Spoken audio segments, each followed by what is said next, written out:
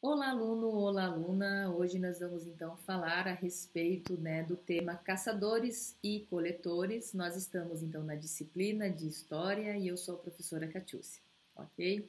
Então, para iniciar aí, ó, nós vamos falar um pouquinho sobre os primeiros grupos humanos que eles eram considerados nômades, né? Então, vamos entender um pouquinho, deste conceito. Então, olha lá, durante o Paleolítico, também chamado de Idade da Pedra Lascada, os grupos eram pequenos, eram constituídos por poucos membros, em torno de 20 pessoas e normalmente dentro da mesma família, né? Como ainda não praticavam a agricultura, né, não controlavam a produção de alimentos e por isso então acabavam se deslocando frequentemente, né, em busca de lugares onde eles pudessem então coletar e caçar os seus alimentos. E aí, nós temos aqui ó, que as primeiras ferramentas, né, que eles foram ajeitando foram feitas então de lascas de pedras, né, que acabavam se tornando objetos cortantes, né, dependendo da lasca que se formava, como mostra aqui na imagem, né, ó, na imagem nós temos aqui ó, fragmentos, né, de rochas, então que acabavam sendo utilizadas como ferramentas lá no Paleolítico. Além disso, eles também utilizavam ossos, chifres de renas, né, marfim, pedras e madeiras, né. Então, olha só, neste período, né, os seres humanos não caçavam grandes animais e muitas vezes alimentavam-se de resto da caça de outros animais, então acabavam ficando esperando e extraindo com o auxílio das pedras lascadas o que a gente chama de tutano, que é uma substância mole que fica no interior de alguns ossos. É, Algumas pessoas mais antigas, né, ou do interior de fazenda, ainda têm o hábito de comer essa estrutura, esta região do osso chamada de tutano. Para quem já é mais urbano, acaba achando isso meio nojento, mas na verdade é um material extremamente nutritivo também, tá? Então, olha lá, como os seres humanos do Paleolítico eram nômades, não podiam acumular bens, né? Porque eles ficavam se deslocando de tempo em tempo. E também eles não tinham como carregar e transportar as suas coisas. Então, por isso que eles não conseguiam, né, acumular muitos objetos. E até porque os objetos ainda estavam sendo, né, estruturados, né? Com o passar do tempo e das necessidades, eles iam então adaptando aí alguns instrumentos. Também não fazia sentido tomar posse de algum pedaço de terra, né, como a gente conhece hoje, pois essa área só seria interessante quando houvesse o quê? Né, recurso da fauna e da flora disponível para o consumo. Terminando esses recursos, vamos dizer assim, de animais e de algumas plantas que pudessem ser comidas, né, para utilização da sua dieta, terminava aquilo ali, eles iam para uma outra região buscar, então, é, iam buscar esses recursos novamente. Bom, com relação aqui, ó, que aparece nessa imagem, tá? Nós temos aqui, ó, a pele dos animais que eram capturados também acabavam se tornando, na verdade, vestimentas, né? Vestuários eram confeccionados e que seriam, né, principalmente naqueles lugares mais frios. Então, era uma maneira de se manter quente, né, no período de inverno mais rigoroso. Então, o grupo agia, na verdade, em cooperação, né, nas práticas de caça e de pesca. Então, tudo que era recolhido, né, era coletado, era compartilhado.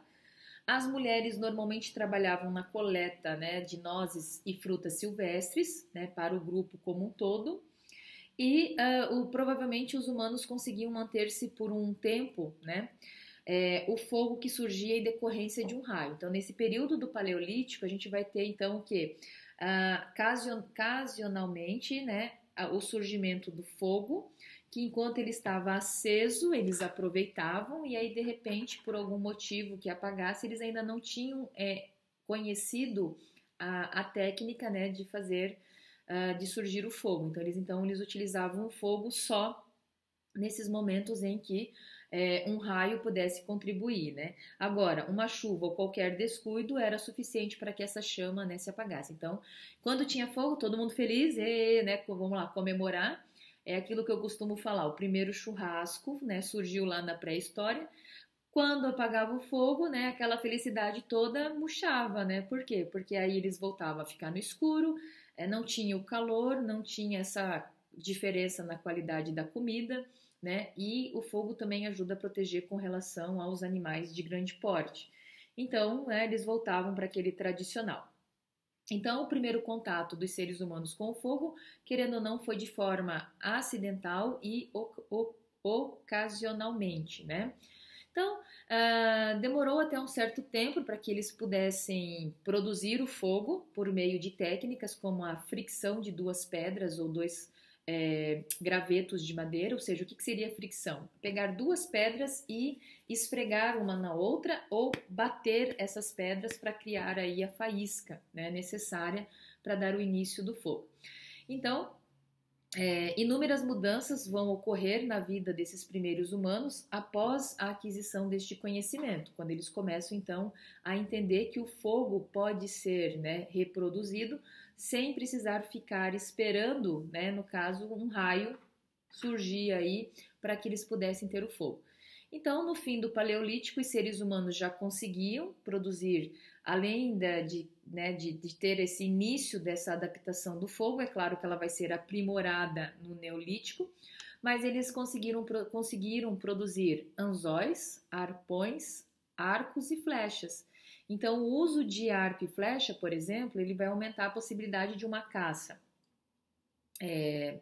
Vai aumentar a possibilidade de caça, pois além de permitir que a captura, na verdade, seja à distância, né, também vai intensificar a força, né, deles no momento, né, da projeção, né, dessa flecha e permitir também que eles pudessem então ir atrás de animais de grande porte.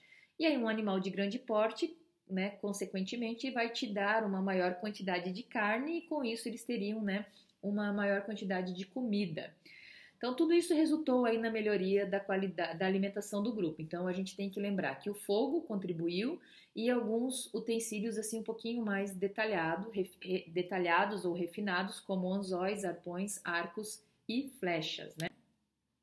E aí, para dar continuidade, né, foi durante o Paleolítico que os seres humanos começaram a desenvolver a linguagem, e aí com isso possibilitou então a transmissão, né, da própria história para gerações posteriores. Então, e aí o que aconteceu? Para tentar explicar o mundo que eles viviam, os seres humanos então criaram as primeiras crenças míticas, né? Que tinham como base a natureza, aqueles fenômenos. Então, para eles, né, fenômenos como a tempestade, chuva, vento e assim por diante, eram dotados de espíritos, né, que precisavam então, né, ser reverenciados. E aí as coisas quando aconteciam, né, de forma muito catastrófica, eles entendiam que seria porque esses espíritos estavam bravos com eles, né? E aí provavelmente a gente entra aqui naquela questão da pintura rupestre, que era parte, né, dos rituais mítico-religiosos.